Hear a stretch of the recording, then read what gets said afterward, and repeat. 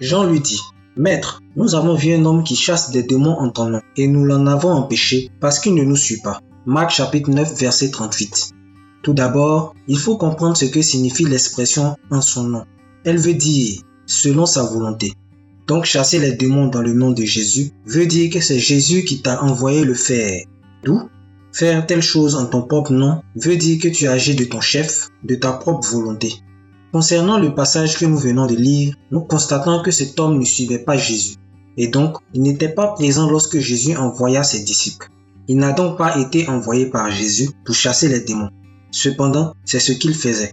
Les disciples l'ont donc empêché de le faire tout naturellement. Ne l'en empêchez pas, répondit Jésus, car il n'est personne qui, faisant un miracle en mon nom, puisse aussitôt après parler mal de moi. Marc chapitre 9, verset 39.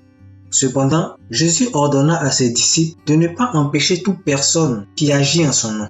Par contre, il nous donne une indication très importante juste après.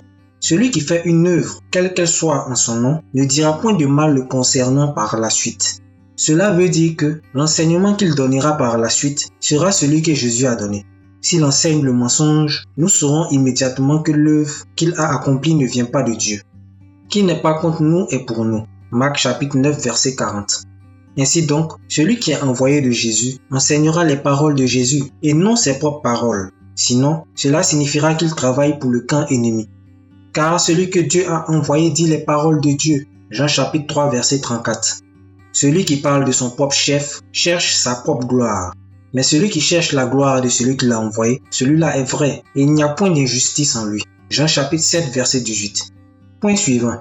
Et quiconque vous donnera à boire un verre d'eau en mon nom, parce que vous appartenez à Christ, je vous le dis en vérité, il ne perdra point sa récompense. Mais si quelqu'un scandalisait un de ces petits qui croient, il vaudrait mieux pour lui qu'on lui mît au cou une grosse meule de moulin et qu'on le jetât dans la mer. Marc chapitre 9, les versets 41 à 42. Il faut d'abord savoir que les scandales ou encore les occasions de chute, ce sont tout ce qui te pousse à pécher et donc à désobéir à Jésus. Car le péché, c'est la désobéissance au commandement de Dieu, c'est aller contre sa volonté. Ainsi, celui qui te fait du bien et donc qui agit en obéissance à la volonté de Dieu, il ne perdra point sa récompense. Par contre, celui qui te fait du mal et donc qui agit contre la volonté de Dieu à ton égard, parce que tu es un enfant de Dieu, est maudit. Si ta main est pour toi une occasion de chute, coupe-la. Mieux vaut pour toi entrer manchot dans la vie que d'avoir les deux mains et d'aller dans la géhenne, dans le feu qui ne s'éteint point. Si ton pied est pour toi une occasion de chute, coupe-le. Mieux vaut pour toi entrer boiteux dans la vie que d'avoir les deux pieds et d'être jeté dans la géhenne, dans le feu qui ne s'éteint point. Et si ton œil est pour toi une occasion de chute, arrache-le. Mieux vaut pour toi entrer dans le royaume de Dieu n'ayant qu'un œil que d'avoir deux yeux et d'être jeté dans la géhenne, où le ver ne meurt point et où le feu ne s'éteint point. Marc chapitre 9, les versets 43 à 48. Les paroles de Jésus que nous venons de lire nous enseignent que tout ce qui peut te pousser à pécher contre lui, quelle que soit sa nature, tu dois t'en séparer radicalement et définitivement. C'est-à-dire que tu dois couper le mal à la racine, et ce, malgré tout ce que cela te coûte. Car il est préférable de perdre même jusqu'à ton souffle de vie pour gagner le royaume des cieux, plutôt que de conserver des avantages qui te conduiront dans une souffrance sans fin. Car tout homme sera salé de feu. Le sel est une bonne chose. Mais si le sel devient sans saveur, avec quoi l'assaisonnerez-vous? Marc chapitre 9, versets 49 à 50. Jésus nous dit que le sel est une bonne chose et que tout homme sera salé de feu. D'après la relation que Jésus établit entre l'action de saler et le feu, nous comprenons que, tout comme le sel, le feu est une bonne chose. Et nous savons que tout ce qui est bon vient de Dieu. Et ce que Dieu nous fait parvenir, c'est la connaissance de sa volonté. Alors le feu dont Jésus parle ici, le feu qui vient de Dieu, n'est rien d'autre que la connaissance de la volonté de Dieu. Cela signifie que, tout comme nous assaisonnons nos aliments de sel pour leur donner une bonne saveur, de même, Dieu communiquera sa volonté à tout homme sans exception.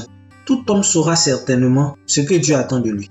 Concernant le sel qui devient sans saveur, si nous l'utilisons pour assaisonner un mets, cela ne servira de rien. De même, si un homme se détourne de la volonté de Dieu qu'il lui a fait parvenir, elle ne lui aura servi de rien.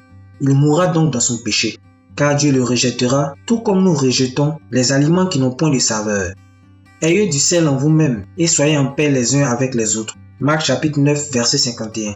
Ayez du sel en vous-même et soyez en paix les uns avec les autres est une autre façon de dire « Faites ce que je vous commande et aimez-vous les uns les autres ». Car obéir à Dieu, c'est aimer Dieu. Aimer Dieu, c'est aimer son frère. Et l'amour produit la paix.